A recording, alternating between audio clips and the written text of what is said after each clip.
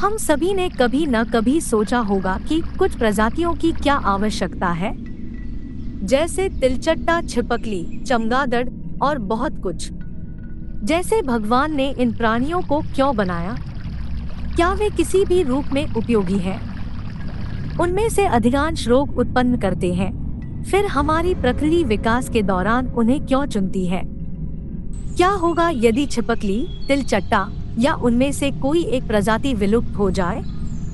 हम में से अधिकांश उन्हें पसंद नहीं करते हैं, तो क्या कोई बदलाव होगा अगर वे विलुप्त हो गए? सबसे पहले यह सवाल उठेगा कि किसी प्रजाति की क्या भूमिका है। दुनिया में एक प्रजाति की भूमिका विभिन्न कारकों के आधार पर भिन्न हो सकती है, जिसमें इसकी जनसंख्या, वितरण, पारिस्थितिक स्थान और अन्य प्रजातियों और पर्यावरण के साथ बातचीत शामिल है। हर प्रजाति, चाहे वह कितनी भी छोटी या बड़ी क्यों न हो, अपने पारिस्थितिकी तंत्र में एक भूमिका निभाती है। यह अन्य प्रजातियों के लिए एक शिकार या प्रतियोगी के रूप में काम कर सकता है। ये अंतःक्रियाएं पारिस्थितिक तंत्र के समग्र संतुलन और कार्यप्रणाली में योगदान करती हैं। कुछ प्रजातियों का उनके पारिस्थितिकी तंत्र पर अनुपातहीन रूप से बड़ा प्रभाव पड़ता है। इन्हें कीस्टोन प्रजाति कहा जाता है।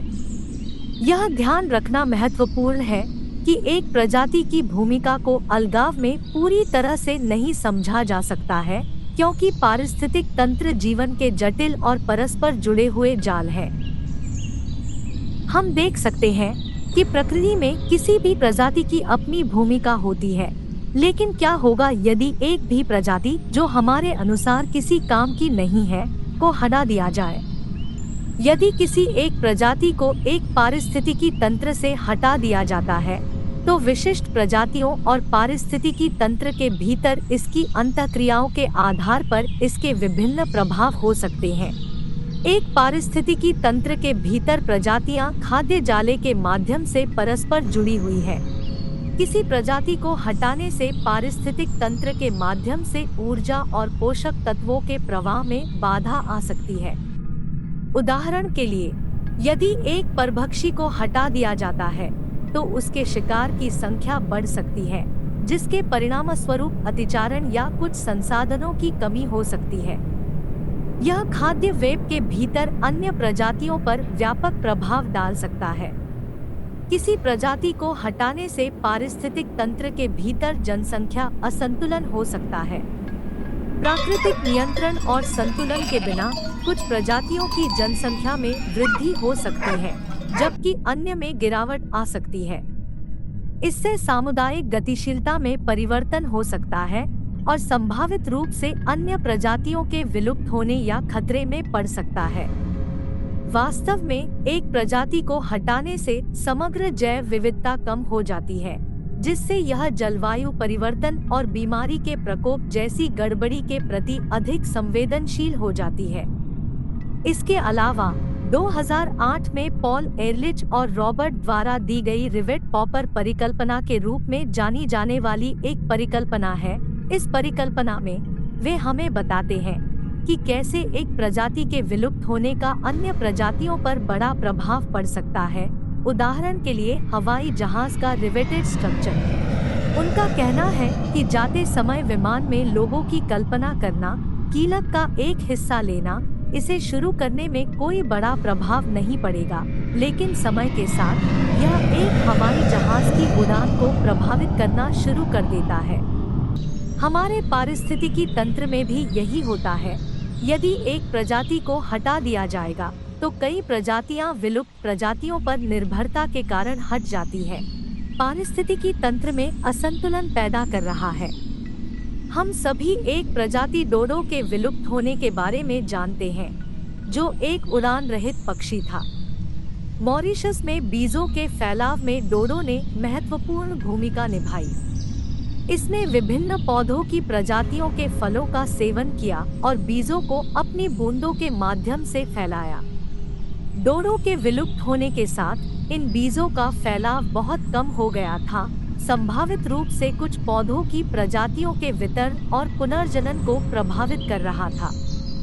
डोडो के विलुप्त होने को अक्सर मानवीय गतिविधियों से जोड़ा जाता है, विशेष रूप से आवास विनाश और गैरदेशी प्रजातियों की शुरुआत। पारिस्थितिक तंत्र से डोडो को हटाने के साथ समान पारिस्थितिक निशान साझा करने वाले अन्य जीवों को संसाधनों के लिए बढ़ी हुई प्रतिस्पर्धा का सामना करना पड़ सकता है। यह प्रतियोगिता कुछ प्रजातियों के अस्तित्व और प्रजनन की सफलता को प्रभावित कर सकती थी और उनके वितरण और बहुतायत में बदलाव ला सकती थी। जैसा कि हम जानते हैं कि चीता और बाघ भी लुप्तप्राय प्रजातियां हैं। यदि वे विलुप्त हो गए तो हम पर भी बहुत बड़ा प्रभाव पड़ेगा। उनकी अनुपस्थिति से शाकाहारियों की आबादी में वृद्धि हो सकती है, जिससे अत्यधिक चराई और वनस्पति का क्षरण हो सकता है। इसके अतिरिक्त शीर्ष शिकारियों के नुकसान से शिकारी शिकार की बातचीत के संतुलन को बाधित किया जा सकता है और पूरे खाद्य श्रृंखला में कैस्केडिंग प्रभाव को ट्रिगर किया जा सकता है। केवल चीते और बाघ ही नहीं बल्कि कई और प्रजातियां जो हमें पसंद नहीं हैं, हमारे पारिस्थितिकी तंत्र में एक प्रमुख भूमिका निभाती हैं। तिलचट्टे हानिकारक होते हैं, जिसका अर्थ है कि वे सड़ने वाले कार्बनिक पदार्थों को खिलाते हैं।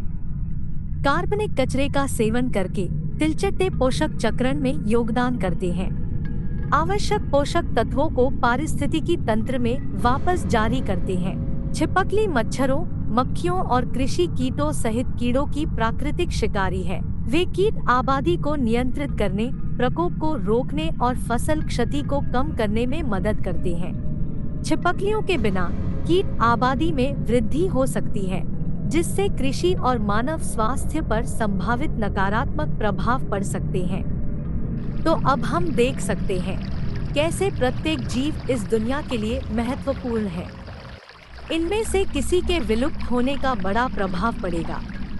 एक पारिस्थितिकी तंत्र के भीतर प्रजातियों की परस्पर संबद्धता जैव विविधता के संरक्षण और प्रजातियों के नुकसान के संभावित परिणामों को समझने के महत्व पर प्रकाश डालती है।